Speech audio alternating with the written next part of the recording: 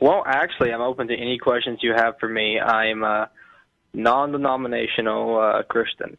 I believe in God, obviously. Okay, why? And you probably have to define God, because there's thousands of different versions of Christianity that disagree on everything. But so give us a rough Jesus. description of the God you believe in, and then you can explain why. Okay. Well, God is the one who created the whole universe, who created you and me, and He is the only God that I know that has a son. Besides Greek mythology. But anyways, so we're already into really weird territory, because you say that God is the only God you know of that has a son. How many gods do you know of? I don't believe in any other gods, but there's other gods that are considered gods, but they're actually false gods. Okay. How did you determine that yours is the true God and that the other gods are false gods? Because they're not real. They're actually... Seriously? They're not real. That's how you determined it. How did you determine yours was real? See, the question had two parts of why do you not believe these other gods and why do you believe this? Yeah. And if your reason for believing this is because the other ones are wrong, that's a fallacy. Yes. Okay. You're right. So, well, what the way I explain it, yes. So why do you believe? Well, number one, it starts with faith.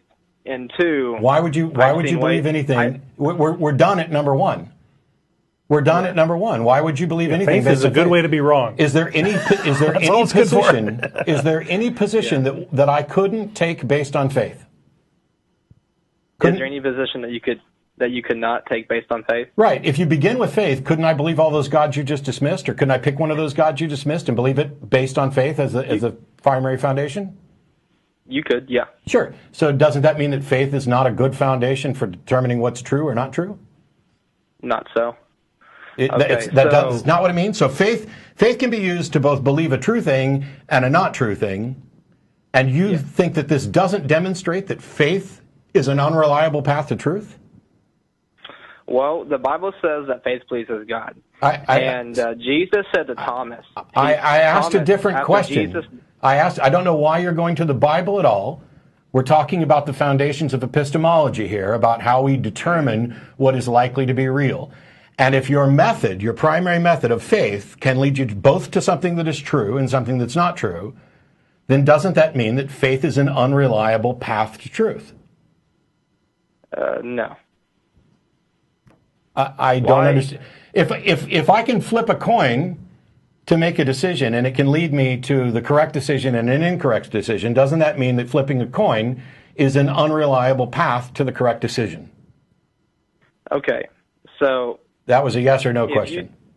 If you turn your phone... That was a yes or no question.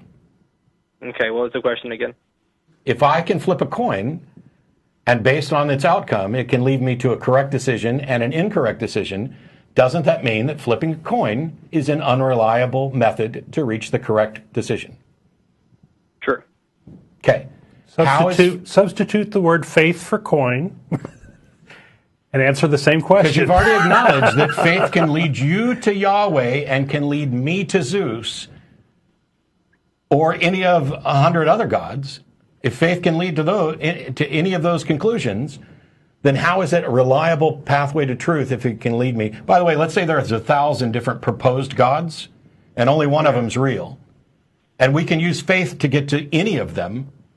Then you've got a 1 in 1,000 shot, which is way worse than a coin toss, of getting the correct position based on faith, right? But there's tens of thousands of gods. So now does that demonstrate that faith is not a reliable path to truth? Well, there's also proof. You have proof also. Hang on. Just let's finish this point, and then we can move on to the next one. I'll let you go on. I'm not just going to hang up as soon as you acknowledge that faith is a crappy path to truth. I just would like you to acknowledge that the argument's been made and that you agree with it. Okay. So is faith a reliable pathway to truth? To some, no. But to others, yes. Why are we hedging here? No, we're done. I promised I would let you go on, but all right. So faith can sometimes lead you to truth. Correct. And faith can sometimes lead you to something that's not true. Yes. Which means that faith is not a reliable path to truth, right?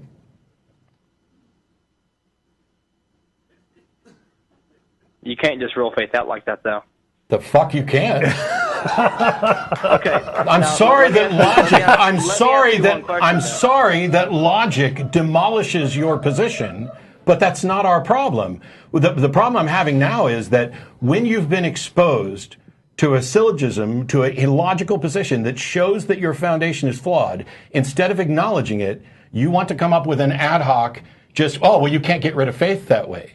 It's dishonest. It's incredibly dishonest to have your position demonstrably shown to not be reliable, and you acknowledge this and then want to try to rehabilitate it. Now, you're welcome to make an argument for why faith is reliable in your case. Mm-hmm. But if you aren't willing to acknowledge that faith isn't reliable generally, then I don't know how we continue.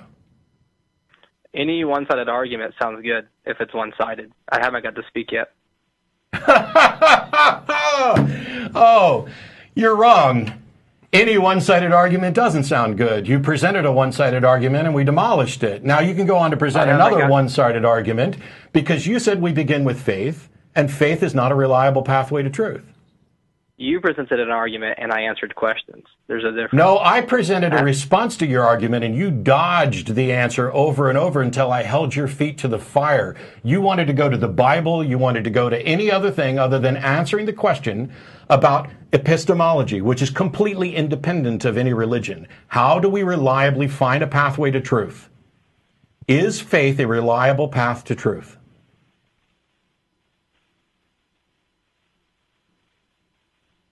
That was a question for you. Is faith the reliable path to truth? I didn't say I said a, but I'll go with either one. Okay. Not always. Okay, do you understand what not always means? Sometimes, and sometimes it does. So therefore it's not reliable, right? So then it's not reliable, right? Yeah.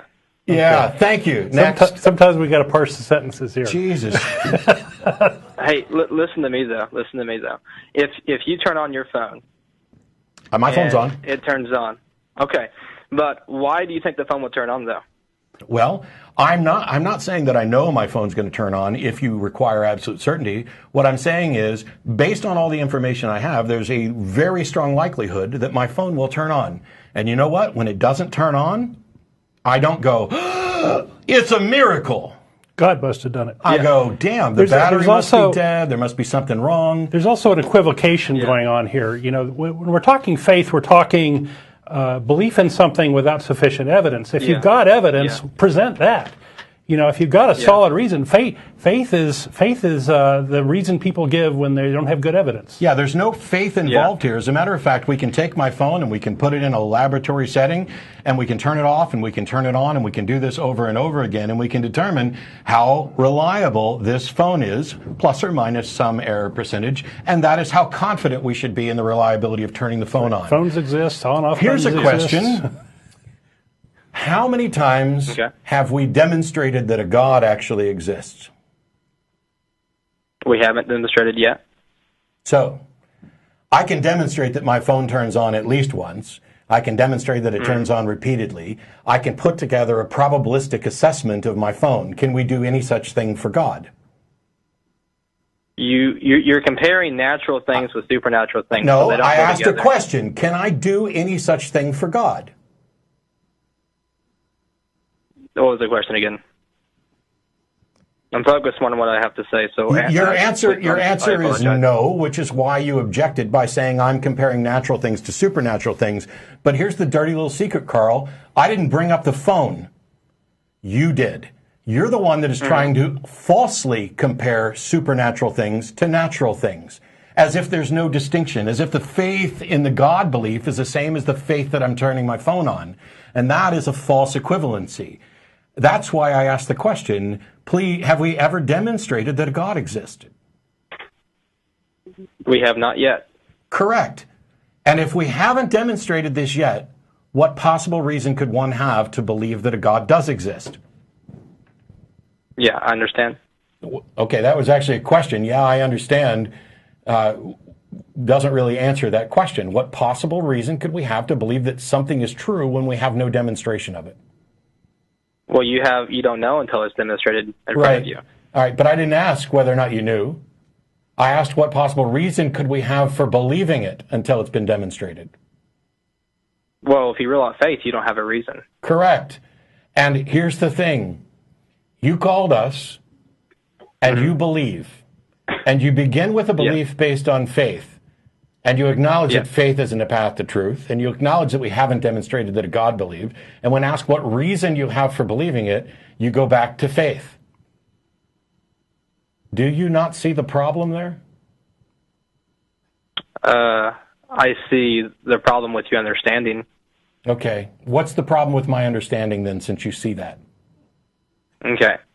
So, if I pray to a God, through my faith, if I pray to God, and my prayer doesn't get answered, should I be discouraged? Or if your phone doesn't turn on, should you be discouraged that your phone doesn't turn on? How is that in any way an explanation?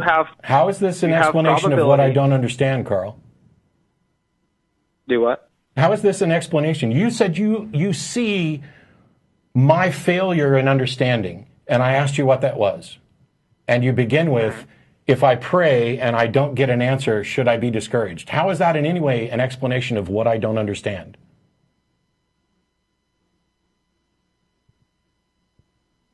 Yeah. That's what I thought. Thanks, Carl.